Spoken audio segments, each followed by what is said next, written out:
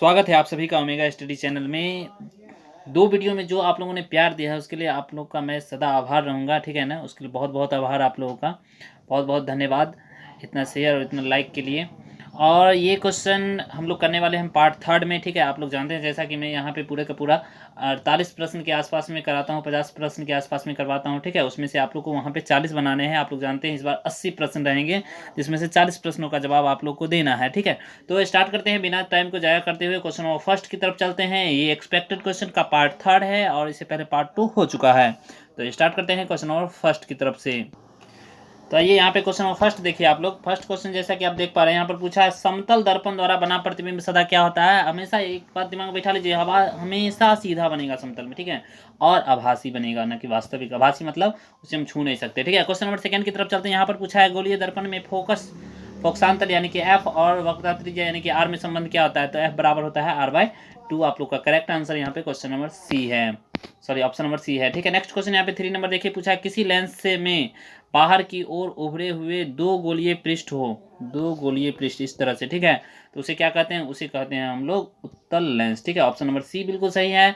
Next question की तरफ चलते हैं हम लोग, क्वेश्चन नंबर 4। और यहाँ पे देखिए पूछा है, प्रकाश की गमन किधर होती है। तो हमेशा और हमेशा सीधी रेखा में होती है। ऑप्शन नंबर ए सभी का सही है। नेक्स्ट क्वेश्चन की बात करें अगर क्वेश्चन नंबर 5 की, तो पूछा है यहाँ पर, मानव नेत्र जिस भाग पर प्रतिबिंब बनाता है। ये पिछले वीडियो में भी मैंने आप लोगों को करवाया था। मोस्ट इंपॉर्टेंट क्वेश्चन है, दृष्टि पटल यानी कि रेटिना। ऑप्शन सही होगा लास्ट नंबर, ठीक है। नेक्स्ट क्वेश्चन चलते हैं 6 नंबर। यहाँ पे पूछा है आप लोगों से, मानव शरीर का प्रतिरोध कितना होता है। मानव शरीर का प्रतिरोध होता है 10,000 ओम, यानी कि ऑप्शन नंबर ए करेक्ट होगा। नेक्स्ट क्वेश्चन यहाँ पे 7 नंबर पूछा क्या है, पूछा यहाँ पर, लाल गुलाब को हरे प्रकाश में देखा जाए। पिछले वीडियो में भी मैंने आप लोग को यही बात बताया था कि किसी दो कलर को अगर अलग अलग कलर में देखेंगे तो वो हमेशा और हमेशा काला दिखाई देगा। ऑप्शन नंबर सी सही होगा। नेक्स्ट क्वेश्चन चलते हैं 8 नंबर पे। पूछा है यहाँ पर, आवेश का मात्रक क्या होता है। कूलम होता है, बिल्कुल करेक्ट आंसर है आप लोगों का ऑप्शन नंबर ए। सही सोचिए आप लोग। नेक्स्ट क्वेश्चन यहाँ पे 9 नंबर देखिए। पूछा क्या है 9 नंबर में यहाँ पर कि ओम के नियम में अचर राशि क्या होता है। तो आप लोग पढ़ेंगे अचर ताप पर, यानी कि ताप इसका अचर राशि है। ऑप्शन नंबर बी बिल्कुल करेक्ट है। नेक्स्ट क्वेश्चन चलते हैं क्वेश्चन नंबर 10 की तरफ। और पूछा यहाँ पर है, 10 ओम और 20 ओम के दो प्रतिरोध को श्रेणी क्रम में जोड़ देंगे। श्रेणी क्रम में जब भी जोड़िएगा तो 10 + 20 हो जाएगा, यानी कि कितना आ जाएगा, बिल्कुल सही 30 आ जाएगा। ऑप्शन नंबर सी सही है। नेक्स्ट क्वेश्चन चलते हैं क्वेश्चन नंबर 11 की तरफ। और 11 नंबर में प्रश्न पूछा यहाँ पर है कि किसी चालक का प्रतिरोध निर्भर करता है किस बात पर। लंबाई पर, अनुप्रस्थ काष्ठ के क्षेत्रफल पर और प्रकृति पर, यानी कि ऑप्शन नंबर यहाँ पे जय माता दी कहने का मतलब है question number, option number last बिल्कुल करेक्ट आंसर है, ठीक है। चलते यहाँ पर 12 नंबर क्वेश्चन पे पूछा है आप लोगों से, विद्युत फ्यूज विद्युत धारा के किस प्रभाव पर काम करता है। ये करता है उसमें प्रभाव, बिल्कुल करेक्ट आंसर आप लोग का ए है। नेक्स्ट क्वेश्चन 13 नंबर की बात करते हैं। 13 नंबर प्रश्न यहाँ पे पूछा है, विद्युत मोटर परिवर्तित करता है। देखिए विद्युत मोटर जो होता है ना, वो क्या करता है, विद्युत ऊर्जा को यांत्रिक ऊर्जा में करता है। ऑप्शन नंबर यहाँ पे बी सही होगा। और पहला जो आंसर बता रहे हैं वो है विद्युत जनित्र का, याद रखिएगा, ठीक है। चलते हैं नेक्स्ट क्वेश्चन 14 नंबर पे। पूछा क्या है यहाँ पर, सोच समझिए। पूछा यहाँ पर है, चुंबकीय क्षेत्र की तीव्रता का मात्रक क्या होता है। तो देखिए चुंबकीय क्षेत्र की तीव्रता का मात्रक होता है टेस्ला, ठीक है। ऑप्शन नंबर यहाँ पे बी सही होगा, ठीक है। और क्वेश्चन नंबर 15 पे चलने से पहले मैं आपको ये बता दूं, ये साइंस का पार्ट थर्ड है। इससे पहले 2 पार्ट मैंने लोड किया है, ठीक है। जो लोग भी नहीं देखे हैं चैनल के प्लेलिस्ट में जाएं और उसे देखें और फायदा लें, ठीक है। और ऐसे ही प्रश्न वहाँ पर पूछे जाएंगे, आप लोग जानते। तो आइए यहाँ पर क्वेश्चन देखिए। क्वेश्चन 15 नंबर पूछा है, आप लोगों से निम्नलिखित में कौन सी जैव मात्रा ऊर्जा का स्रोत का उदाहरण नहीं है। नहीं ये बोला है, देखिएगा अच्छे से पढ़ लीजिए, क्वेश्चन सही से पढ़िए आप लोग, ठीक है। नाभिकीय ऊर्जा जैव मात्रा का स्रोत नहीं, ये रासायनिक चीज है, ठीक है। नेक्स्ट क्वेश्चन यहाँ पे 16 नंबर देखिए। पूछा है, जीवाश्म ईंधन की ऊर्जा का वास्तविक स्रोत क्या है। जीवाश्म ईंधन का ऊर्जा का वास्तविक स्रोत पूछा है, ठीक है। तो सूर्य होगा यहाँ पे आंसर, ना कि चंद्रमा, ठीक है। नेक्स्ट क्वेश्चन यहाँ पे 17 नंबर की तरफ देखिए आप लोग। 17 नंबर की अगर देखते हैं, यहाँ पे पूछा है, संक्षारण किस प्रकार की अभिक्रिया है। तो संक्षारण एक उपचयन अभिक्रिया है। जो लोग भी अपचयन की हैं गलत है। 17 का लास्ट होगा, ना कि ए होगा, ठीक है। नेक्स्ट क्वेश्चन चलते हैं 11 नंबर पे। और 18 नंबर पे पूछा प्रश्न क्या है यहाँ पर, जल से होकर विद्युत धारा प्रवाहित कराने पर जल का अपघटन होता है, हाइड्रोजन और ऑक्सीजन में मुक्त होता है। तो हाइड्रोजन और ऑक्सीजन के आयतनों का अनुपात क्या होगा। तो आयतनों का अनुपात जो है वो हो जाएगा 2:1। H2O लिखते हैं, नहीं, 2:1 सही आंसर होगा। नेक्स्ट क्वेश्चन चलते हैं 19 नंबर। यहाँ पे पूछा है आप लोगों से, निम्न में कौन अबकारक है? देखिए अबकारक एक होता है ऑक्सीकारक, एक होता है अबकारक, ठीक है। तो अबकारक क्या होता है? अबकारक ऑक्सीजन नहीं होगा, हाइड्रोजन होगा तब अबकारक होगा, ठीक है। तो इसका सही आंसर होगा ऑप्शन नंबर ए, ठीक है। हाइड्रोजन एक अबकारक है, ठीक है। नेक्स्ट क्वेश्चन यहाँ पे 20 नंबर देखिए पूछा है, शाक सब्जियों का विघटित होकर कंपोस्ट बनाना किस प्रकार का उदाहरण है? तो ये उदाहरण है उस्मा छिपी का। ऑप्शन नंबर यहाँ पे बी बिल्कुल करेक्ट है। नेक्स्ट क्वेश्चन 21 नंबर, लड़कियां सब इमली खा के टरटराने लगती है, तो इससे याद रखिएगा इमली में जो होता है टार्टरिक अम्ल होता है। ऑप्शन नंबर ए सही होगा, ठीक है। लड़कियों को इमली बहुत पसंद है। ओह आपको ये पसंद है, मुंह में पानी, वाह बहुत अच्छा। चलते हैं 22 नंबर पे, पूछा क्या है, निम्न में से कौन सा बुझा हुआ चूना, बुझे हुए चूने कौन सा बुझा हुआ चूना होगा ये बताना है आपको। तो सही आंसर होगा CaOH का होल ट्वाइस, ठीक है। CaO जो है कली चूना होता है, ठीक है। और CaCO3 जो है वो संगमरमर यानी कि कैल्शियम कार्बोनेट का सूत्र है। तो ऑप्शन नंबर यहाँ पे बी हो जाएगा, ना कि सी होगा, ठीक है। नेक्स्ट क्वेश्चन यहाँ पे बेकिंग सोडा का रासायनिक सूत्र, बिल्कुल मस्ट VVI क्वेश्चन है ये, ठीक है। पूछता है, ठीक है। तो इसका सही आंसर हो जाएगा ऑप्शन नंबर ए NaHCO3। देखिए एच हैंड याद रखिएगा, हैंड से क्या आता है, हाथ से हम लोग खाना बनाते हैं, बेकिंग सोडा, ठीक है, बीच में एच रहेगा। बात समझ में आ रहा है। नेक्स्ट क्वेश्चन यहाँ पे देखिए 24 नंबर, कठोर जल को मृदु बनाने के लिए सोडियम के किस यौगिक का उपयोग किया जाता है, ठीक है। बहुत सारे वीडियो में मैंने ऐसे प्रश्न ही करवाए हैं, ठीक है। तो यहाँ पर भी मैं ऐसे ही प्रश्न करवा रहा हूँ, इससे पहले भी 2 सेट आप लोगों को दिया हूँ, उसमें भी ऐसे ही प्रश्न करवाए गए हैं। तो जो लोग भी नहीं देखे हैं चैनल के प्लेलिस्ट में जाकर चेक कर लें और देखें और अपनी तैयारी को लेते हुए, और 17 फरवरी 2021 को जो एग्जाम होने वाला है उसमें जाके बस फुल एंड फाइनल करने का मतलब है अच्छे से लिख देना है, ठीक है। ऑप्शन बी हो जाएगा यहाँ पे। नेक्स्ट क्वेश्चन यहाँ पे 25 नंबर पूछा है आप लोगों से, इनमें से कौन सा धातु द्रव अवस्था में पाया जाता है? धातु जो कि मरकरी पारा यानी कि इसका परमाणु संख्या होता है 80 और ये द्रव अवस्था में पाई जाती है। 26 नंबर प्रश्न यहाँ पे देखिए पूछा है, लोहे को संक्षारित होने से बचाने के लिए उसकी सतह पर किसका लेप चढ़ाते हैं? तो लेप चढ़ाते हैं उसको बोलते हैं यसद लेपन यानी कि गैल्वेनाइजेशन। ऑप्शन नंबर लास्ट होगा, पेंट करना नहीं, गैल्वेनाइजेशन, ठीक है। जिंक का परत जो चढ़ाते हैं उसको बोलते हैं। नेक्स्ट क्वेश्चन चलते हैं 27 की तरफ, और 27 यहाँ पे देखा है पूछे है आप लोगों से, जस्ता और तनु हाइड्रोक्लोरिक अम्ल की अभिक्रिया, बात समझ में आ रहा है, कौन सा गैस बनता है? तो HCl का जब अभिक्रिया करवाएंगे, ठीक है, तो हमेशा H बनेगा, यानी कि ऑप्शन नंबर सी सही हो जाएगा, ठीक है। नेक्स्ट प्रश्न की बात करते हैं, क्वेश्चन नंबर 28 की। पूछा क्या है यहाँ पर, पूछा है आप लोगों से, निम्न में से किस हाइड्रोकार्बन के 3 आबंध हैं? देखिए वहाँ पर 2-3 आबंध इस तरह से पूछता है, ठीक है।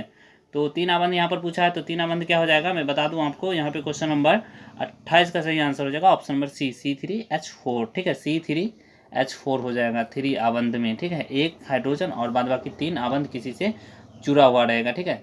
यहाँ पे तो 3 है ना, तो C इस तरह से बनाना है, बीच में अगर 3 आबंध आप दे देते हैं तो एक इधर हो जाएगा और इस तरह से हो जाएगा, ठीक है। बात समझ में आ रहा है। देखिए इधर 3 हाइड्रोजन, एक हाइड्रोजन इधर, 4 हाइड्रोजन और 3 बंद हो जाएगा, ठीक है। इस तरह से याद रखिएगा। नेक्स्ट क्वेश्चन यहाँ पे चलते हैं 29 नंबर पूछा है, हीरा और ग्रेफाइट कार्बन के क्या है? अपरूप है। क्या है?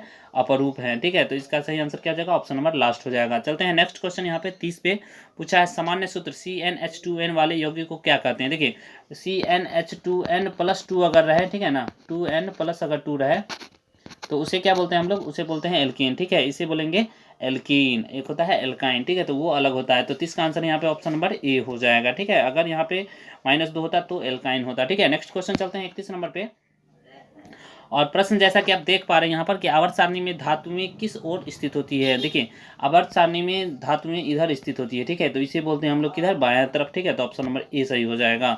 और 32 नंबर प्रश्न यहाँ पे देखिए पूछा क्या है, आधुनिक आवर्त सारणी में क्षैतिज कतारों की संख्या कितनी है? कहने का मतलब है आवर्त सारणी इसका नाम है, तो इसमें 7 आवर्त है। कितने आवर्त? 7। ऑप्शन नंबर क्या हो जाएगा? बी सही हो जाएगा, ठीक है। चलते हैं अगले प्रश्न की तरफ।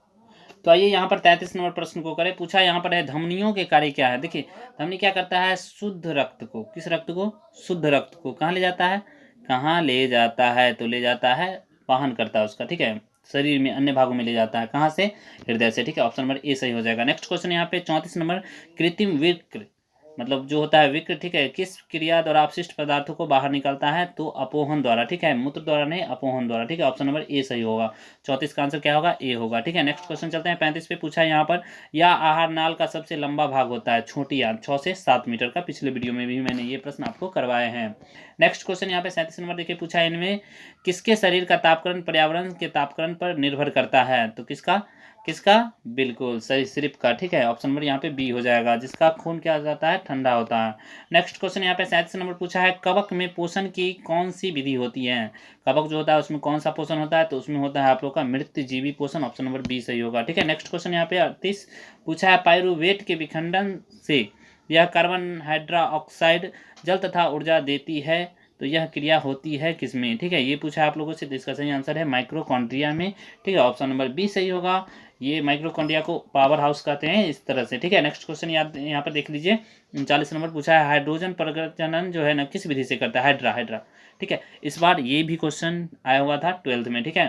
तो 39 नंबर का सही आंसर क्या हो जाएगा? सही आंसर हो जाएगा मुकुलन, ठीक है। हाइड्रा जो है ना मुकुलन द्वारा प्रजनन करता है, ऑप्शन नंबर यहाँ पे बी सही होगा, ठीक है। प्रश्न संख्या हम लोग 40 की तरफ आ गए हैं, ठीक है।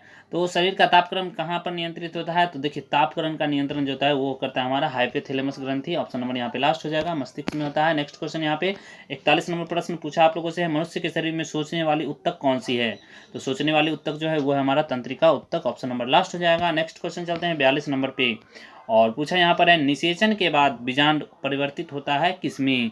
तो वो परिवर्तित होता है बीज में, ऑप्शन नंबर सी हो जाएगा। नेक्स्ट क्वेश्चन यहाँ पे 43 पूछा है, अलैंगिक जनन के समय कौन सा विभाजन होता है? तो कौन सा विभाजन होता है? वो होता है समसूत्री और असमसूत्री, ऑप्शन नंबर यहाँ पे लास्ट हो जाएगा आप लोगों का, ठीक है। चलते हैं अगले प्रश्न, क्वेश्चन नंबर 44 की तरफ, और 44 45 साथ में कर लेते हैं, और 2-3 क्वेश्चन जो आप लोगों से पूछा जाएगा उसका आंसर आप लोगों को कमेंट में देना है, ठीक है। तो क्वेश्चन देखिए यहाँ पे, नर में वांध्यकरण मतलब नर के वांध्यकरण को क्या बोलते हैं? देखिए महिला में भी वांध्यकरण होता है जिसे हम लोग नियोजन बोलते हैं, नियोजन, ठीक है ना।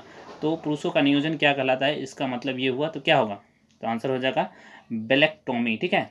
और वो जो होता है महिलाओं का वो होता है ट्यूबेक्टोमी, ठीक है। ऑप्शन नंबर ए होता है अगर महिला का पूछता तब।